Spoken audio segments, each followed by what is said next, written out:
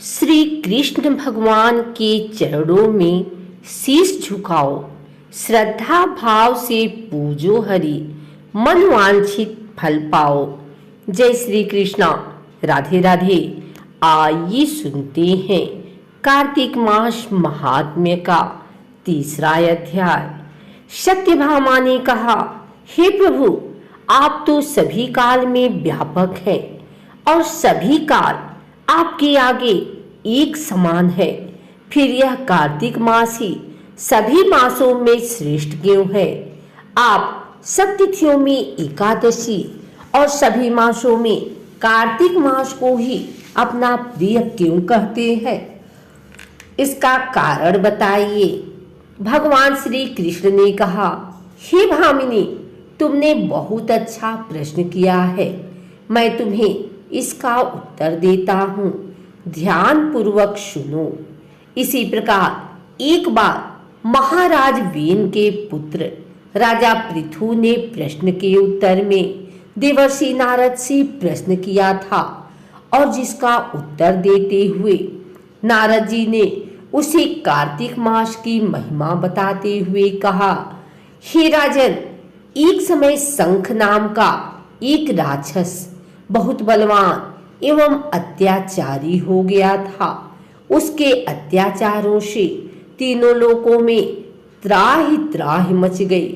उस शंखासुर ने स्वर्ग में निवास करने वाले देवताओं पर विजय प्राप्त कर इंद्र आदि देवताओं एवं लोकपालों के अधिकारों को छीन लिया।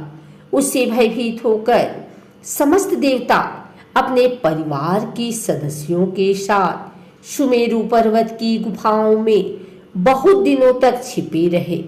तत्पश्चात वे निश्चिंत होकर सुमेरु पर्वत की गुफाओं में ही रहने लगे।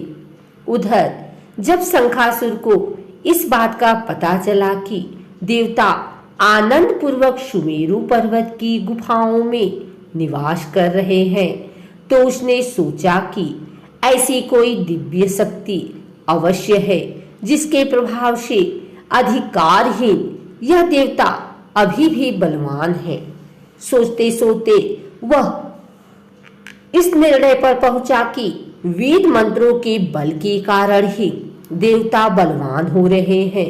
यदि इनसे वेद छीन लिए जाएं तो वे बलहीन हो जाएंगे।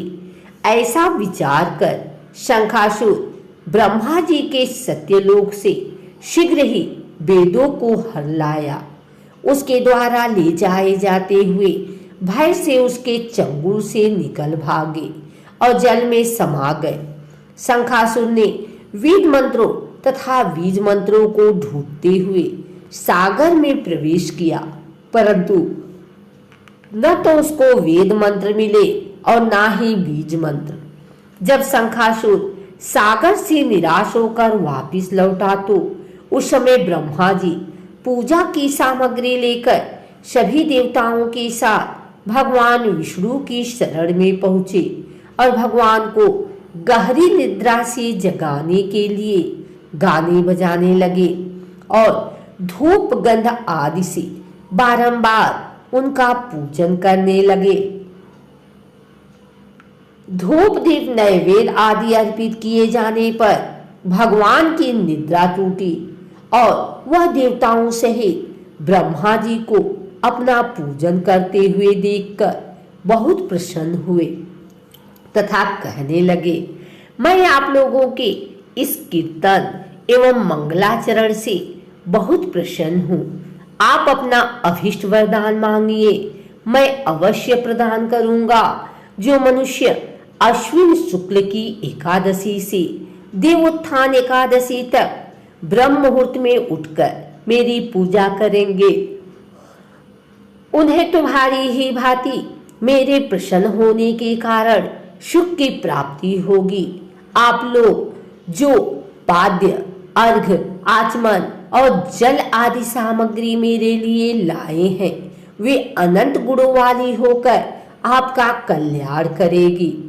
शंखासुर द्वारा हरे गए संपूर्ण वेद जल में स्थित है। मैं सागर पुत्र शंखासुर का वध करके उन वेदों को अभी लाए देता हूँ। आज से मंत्र भी और वेदों सहित में प्रतिवर्ष कार्तिक मास में जल में विश्राम किया करूंगा। अब मैं मत्स्य का रूप धारण करके जल में जाता हूँ। तुम सब देवता भी मुनीश्वरों सहित मेरे साथ जल में आओ। इस कार्तिक मास में जो श्रेष्ठ मनुष्य प्रातः काल स्नान करते हैं वे सब यज्ञ के अवभृत स्नान द्वारा भली भांति नहा लेते हैं।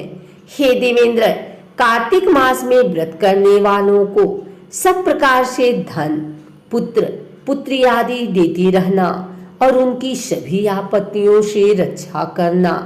हे धनपति कुबेर, मेरी आज्ञा के अनुसार तुम उनके धन धान्य की वृद्धि करना, क्योंकि इस प्रकार का आचरण करने वाला मनुष्य मेरा रूप धारण करके जीवन मुक्त हो जाता है।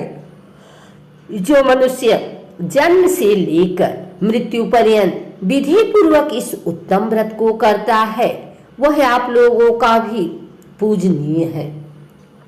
कार्तिक शुक्ल पक्ष की एकादशी तिथि को तुम लोगों ने मुझे जगाया है, इसलिए यह तिथि मेरे लिए अत्यंत प्रतिदायिनी और माननीय है। हे देवताओं, यह दोनों व्रत नियम पूर्वक करने से मनुष्य मेरा सानिध्य प्राप्त कर लेते हैं। इन व्रतों को करने से जो फल मिलता है वह अन्य किसी व्रत से नहीं मिलता। अतः प्रत्येक मनुष्य को सुखी और निरोग रहने के लिए कार्तिक महात्म्य और एकादशी की कथा सुनते हुए उपर्युक्त नियमों का पालन करना चाहिए। अगर आपको हमारी वीडियो अच्छी लगी हो तो इसे लाइक करें, कमेंट करें, शेयर करें। हमारे चैनल को सब्सक्राइब करके बेल नोटिफिकेशन ऑल पर सेट कर लें ताकि आगे आने वाली वीडियो सबसे पहले आप तक पहुंच सके। धन्यवाद।